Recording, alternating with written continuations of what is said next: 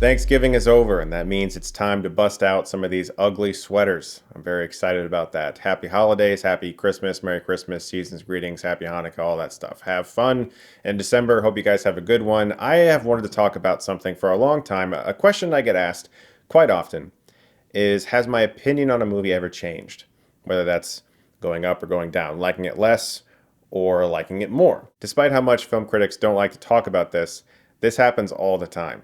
I think a lot of film critics can sometimes get worried that their opinion will be taken less seriously if they admit that it's changed since they wrote or filmed a review. Film critics are people, just like everybody else, and you can watch a movie and not really get it, or just not appreciate it, then watch it again later and suddenly you found something about it you liked. Or you can see a movie and you were kind of swept up in the experience, and maybe you had a great audience experience. Maybe everybody in the theater was having a good time and everybody was excited, and then you watched it at home alone and it was kind of like, it's fine. My best example of that is Avatar.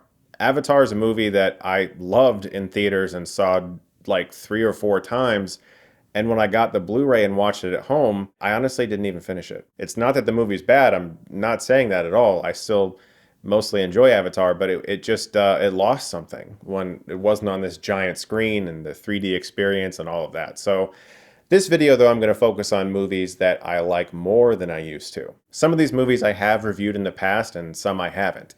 You might be wondering, do those reviews not count anymore since your opinion has changed or at least altered slightly? Of course not. No, for every single one of these movies, all of the flaws that I may have mentioned in a video in the past, I still recognize them and I still have those issues with the movie. I just care about them less. The first one is The Godfather Part 3. There's going to be a lot of Part 3s on this list, I noticed when I was making them. For some reason, I don't know why, but third films in the franchise, I graded against them when I first saw them and later was like, it's not that bad. Godfather 3 gets a lot of shit, mostly because of a really bad casting choice.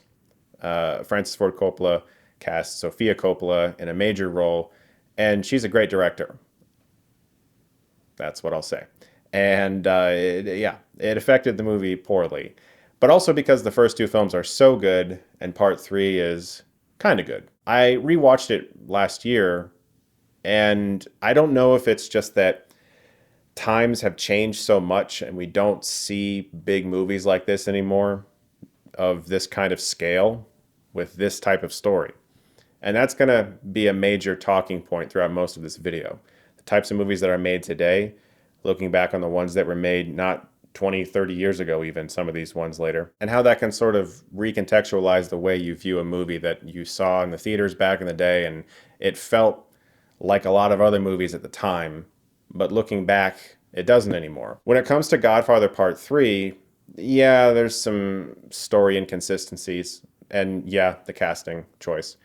But it has one of my favorite moments in the entire Godfather trilogy. This is a major spoiler if you've never seen the film, just as a warning. But at the end of the movie, Pacino's silent scream is one of the most heartbreaking things I've ever seen in a film. It's so effective, in fact, that I've wanted to make a video about how silence in movies can be used to convey emotion, even more so than really big, grand sound effects or gestures from actors. When you're just doing something completely silent, that emotion comes across so much more. And Godfather 3, I think, has actually improved a bit with age, and mostly because they just don't make movies at all like this anymore. I know that's a thing people say a lot, and there's a reason for that. And I actually want to make another video entirely just about that topic, why they don't make movies like they used to. And it's probably not for the reasons that you might have expected. Most people tend to think of it in a political way, but it's actually not. And we'll talk about that maybe in another analysis video. Equilibrium was directed by Kurt Wimmer, who had an obsession with films like this for a while and made some movies like Ultraviolet. But we're going to talk about Equilibrium today. I saw this movie pretty early when it came out, and I just viewed it as a ripoff of The Matrix. For that reason, I dismissed the movie almost immediately. Over the years, I've come to appreciate it a lot more, mostly because, in one small way, it's been slightly prophetic. No, we're not banning art necessarily. No, it's not a crime to have emotion, but there has been a sort of robotic sense to the way we interact nowadays, mostly through our phones or social media. And certain kinds of art or expression through art has certainly taken a hit in regards to what you necessarily can or can't do in a film. And I'm not even talking about like things you can or can't say or what's considered inappropriate or anything like that. Mostly I'm talking about the way certain movies just don't get made anymore. You have to make films within a certain budget. It has to be between 1 to 5 or 100 million to 300 million. There's no like middle ground anymore. I don't know why I didn't like it because it's pretty fucking badass. And a lot of the action sequences are really cool. Speed Racer, directed by the Wachowskis. This film was really weird the first time I saw it. Speed Racer, the anime, is actually the first anime I ever saw. It was playing on Cartoon Network in the early 90s, and I remember just thinking it was really funny, but I didn't have a concept of what anime was. I just thought it was a cartoon. I didn't understand where it came from or how it got to America or any of that kind of stuff. I just was like, it's a cartoon on Cartoon Network, and people talk really fast. That's funny. And when I saw the film Speed Racer, I don't think I was ready for just how faithful it actually is to the anime. In some ways, it's the film's greatest fault because it can be a little incomprehensible if you've never seen the anime, and it can seem very strange. Editing choices can seem very weird. But if you've seen the anime and understand what the Wachowskis were going for, the film gets better for you. And over the years, it's improved significantly for me, especially an amazing fight scene between Racer X and these ninjas. The Wachowskis clearly have an eye for kung fu, and this sequence is fucking awesome. It's one of the best fight scenes in a PG movie, and nobody ever talks about it. It's really damn good.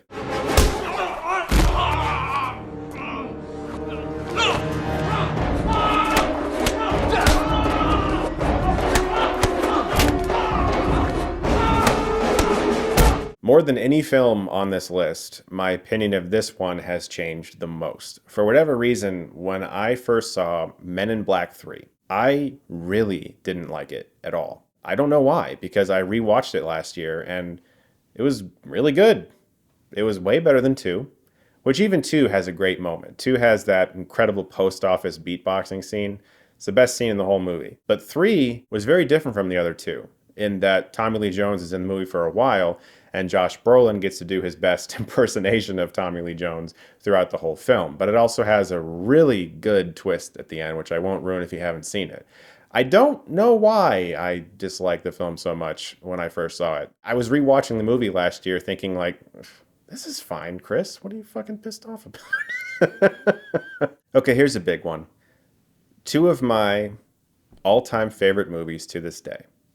They will always be so important to me are Spider-Man 1 and 2, Sam Raimi's films. I adore them. I love them so much. Spider-Man 3 was a big disappointment for me, and all of my issues that I have with it in my review that I mentioned still exist. But just like that old friend that you haven't seen in a long time and you kind of had a little spat with them back in the day, my heart has softened to Spider-Man 3. Yeah. Topher Grace. I think the reason I like Spider-Man 3 more than I used to is because it feels so different from every superhero film that they make nowadays. So many of the superhero films of the past decade are all interconnected and part of the same universe and have the same feel, and Spider-Man 3 just doesn't. It is like a rebel made it. Sam Raimi is one of my favorite directors. I think he's a brilliant genius, and there are sequences in Spider-Man 3 that are insanely good. There are sequences in Spider-Man 3 that are insanely bad, and I think for that reason I kind of love it. It's like Temple of Doom, where it's that weird oddball of the franchise. And although I certainly love Temple of Doom a lot more than Spider-Man 3, and all of my issues with the film remain, I've come to appreciate it so much more over the years. It's easily the worst of the 3, and there's a lot of really dumb moments, and you can tell how Sony tried to force Raimi to do a lot of things he did not want to do, and it was very rushed in that way. But the moments that are great in Spider-Man 3 really are great. I love Spidey fighting Sandman with the trains.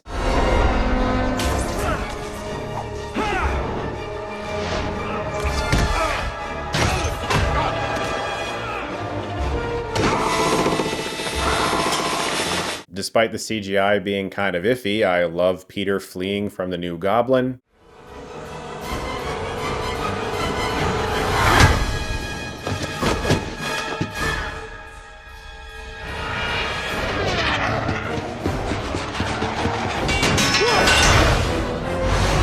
And even though Raimi didn't want to do Venom, the scenes with Venom and Spidey fighting are pretty fucking intense whenever it's just Venom. So yeah, Spider-Man 3, it's not great, but I don't mind it. I don't mind it anymore.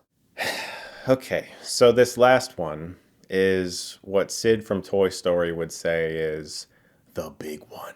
Let's talk about the Star Wars prequels, specifically The Phantom Menace. Certainly a film that not too many people have talked about over the years. Realistically, people talk about this movie way too fucking much. As I talk about it right now, I hate myself.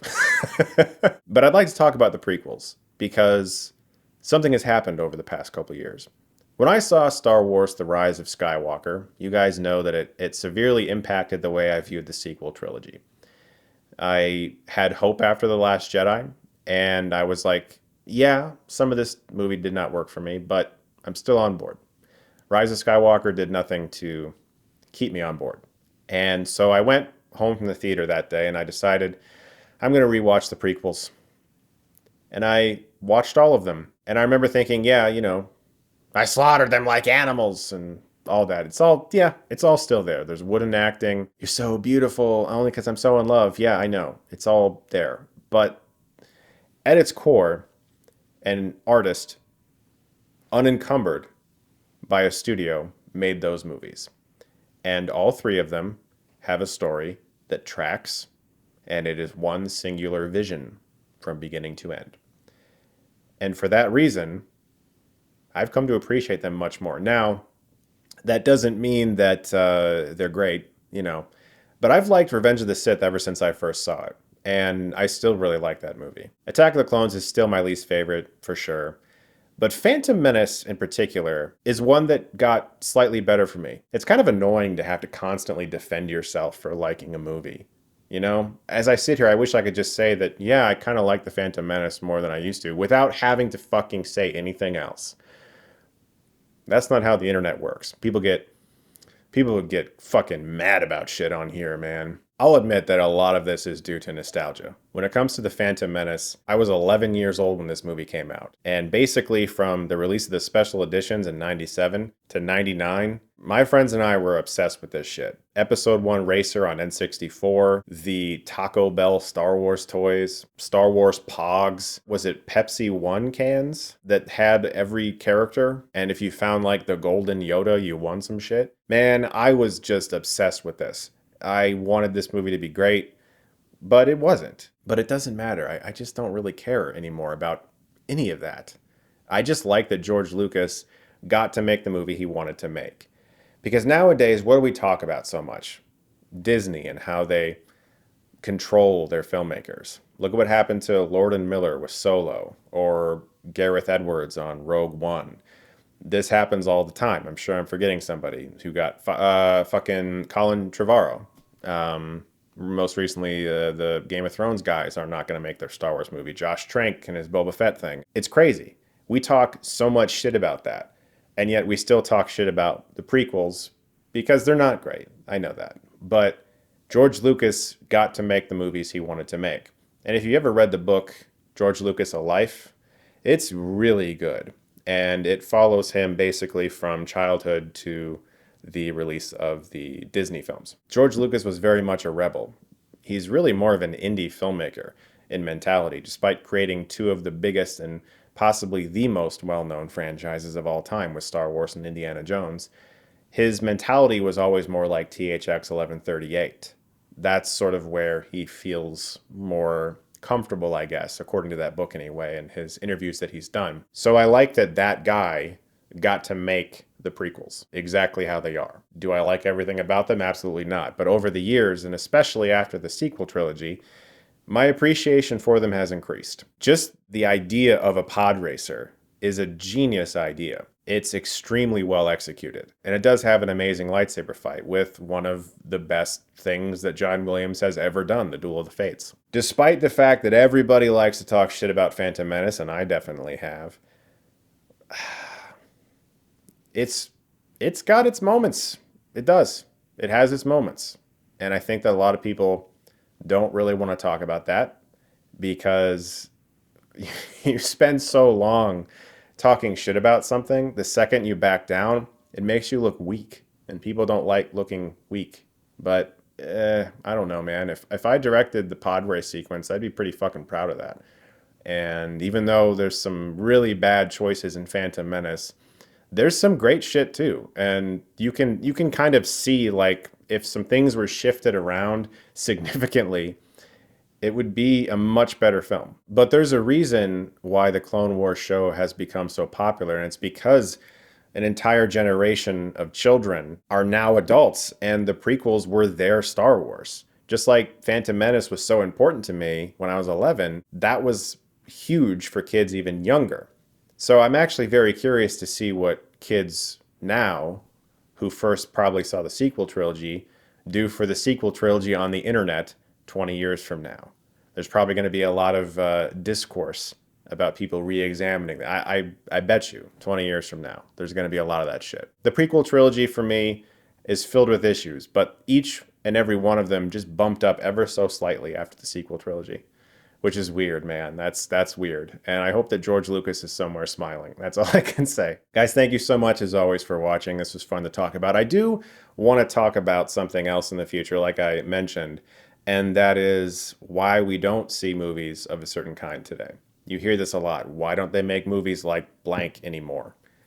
I'd like to talk about that because I don't think the reason is necessarily what everyone tends to think. So look forward to that very soon, guys. Thank you so much as always for watching. If you like this, you can click right here and get Stuckmanized.